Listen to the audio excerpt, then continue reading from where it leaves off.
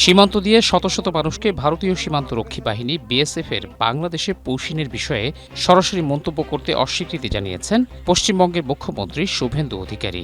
শুক্রবার কলকাতার কাছে নিউ টাউনে সাংবাদিক সম্মেলনে পৌঁছিন নিয়ে ভারতীয় সাংবাদিকদের প্রশ্নের জবাব এড়িয়ে গিয়ে শুভেন্দু বলেন, এ নিয়ে তিনি কোনো উত্তর দেবেন না। বাংলাদেশ সংসদ তারা হয়তো একটা মোশন আনতে চলেছে বলে তারা জানিয়েছে, যেখানে পুশিন তার বিরোধিতা তারা করবে।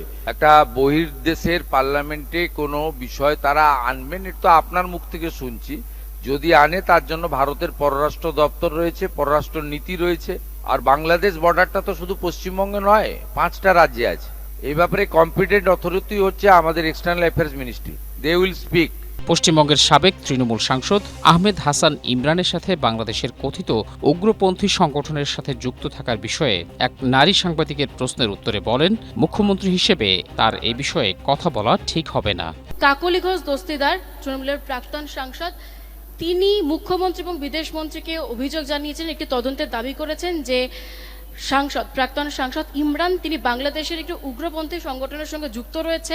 কোনো পার্টিকুলার ব্যক্তির সম্পর্কে তথ্য ছাড়া রাজ্যের পুলিশ মন্ত্রী হিসেবে আমার বলাটা একটু অতিশয়োক্ত হয়ে যেতে পারে। সীমান্ত সুরক্ষিত করতে প্রতিদিন বিএসএফকে জমি হস্তান্তর করা হচ্ছে জানিয়ে পশ্চিমবঙ্গের বিজেপির এই মুখ্যমন্ত্রী বলেন, চিকেন নেকের মতো কিছু জায়গায় কাঁটাতারের বেড়া নির্মাণ হচ্ছে। नॉर्थ बंगाल में कुछ एरिया जो चिकन लेग से लगा हुआ है, उसमें फेंसिंग का काम बीएसएफ चालू भी कर दिया है, आपने देखा है। সম্প্রতি ভারতীয় বাহিনী বিএসএফ এর বাংলাদেশে পুশিন নিয়ে আন্তর্জাতিক গণমাধ্যম সহ বিশ্বজুড়ে সমালোচনার ঝড় উঠেছে।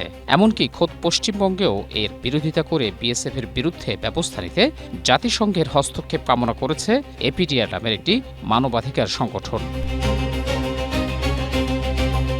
Desk report, Asia post.